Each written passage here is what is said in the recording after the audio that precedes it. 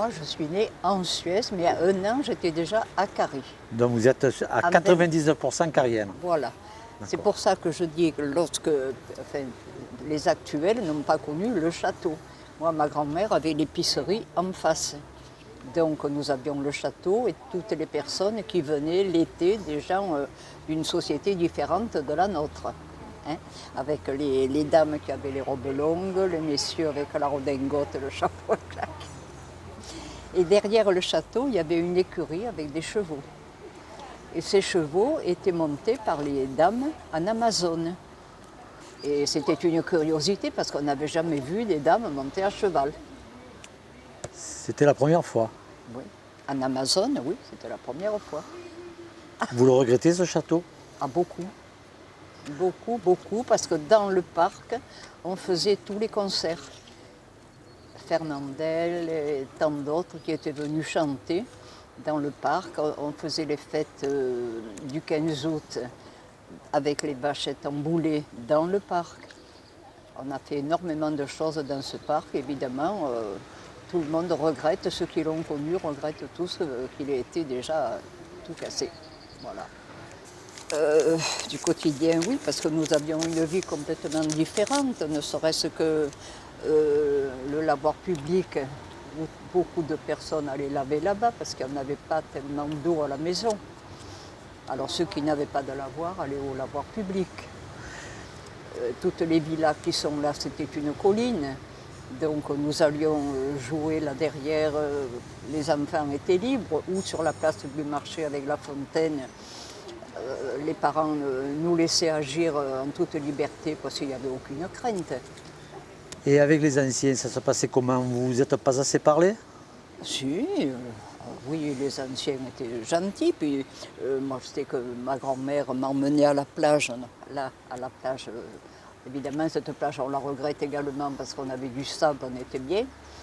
Et ma grand-mère m'emmenait toujours à la plage, comme tant d'autres, pour se baigner l'été. Voilà. On regrette beaucoup de choses de Carry, évidemment, parce que maintenant, comme beaucoup d'autres villes et villages, tout a été transformé, construit. C'est complètement différent.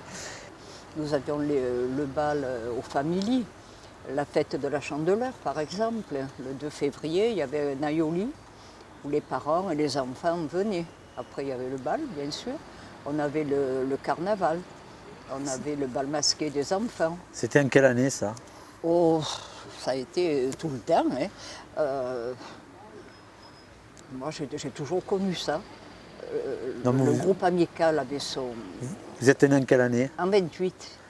Vous aviez 10 ans, donc dans les années 30 alors? Oui, ah oui, 30, 35, 40, voilà, avant que les Allemands arrivent.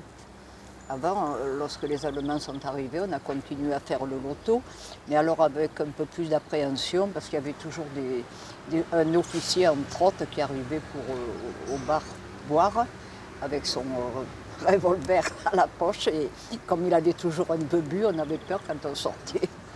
Vous connaissiez Maryse Canepa à cette époque? Oui, bien sûr, on était voisins. Donc vous la connaissez depuis longtemps Depuis alors? toujours, mon frère a le même âge. Donc, avec elle, dans le cabanon de filets surtout, on s'amusait à monter sur les filets pour jouer. On n'avait pas grand-chose. Vous habitez où à l'époque? Rue Marius Arnaud. Et on ne can pas habiter où elle habite maintenant. Alors vous regrettez le Carry d'avant? Beaucoup. Non, mais ça, c'est normal. Hein. C'est normal parce qu'on vivait différemment. C'était plus facile?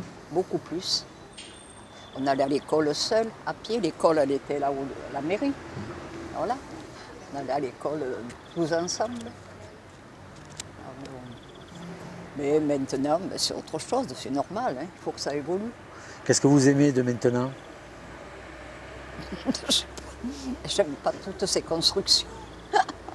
Cette évolution, vous venez de dire évolution. Non, mais il faut que ça évolue, c'est normal pour les jeunes. On ne peut pas rester comme c'était auparavant. C'était trop facile, il n'y avait rien. Il n'y avait rien. Nous, on n'avait pas de jouets presque. On jouait avec des feuilles de platane, des boules de platane, n'importe quoi. Maintenant, c'est plus possible. Il faut des jeux. Et Fernandel, vous l'avez connu? Oui, bien sûr. Bien sûr. Moi, je travaillais à la poste à ce moment-là. Et il venait régulièrement chercher son courrier. Et chaque fois, il disait « C'est moi, je suis là, Fernandel ». Parce que tout le monde le regardait, évidemment. Vous m'avez parlé de la Saint-Choton Ah oui, autrefois. ça, la Singe, vous l'avez... Ouais, ça se passait comment? Bouh.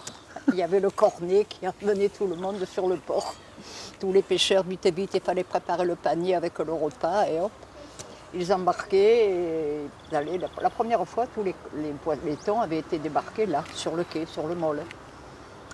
Et après, après c'était à l'Estac, après c'était à Marseille. Non, ils ont beaucoup pêché de thon, hein. Peut-être un peu trop, mais en fait.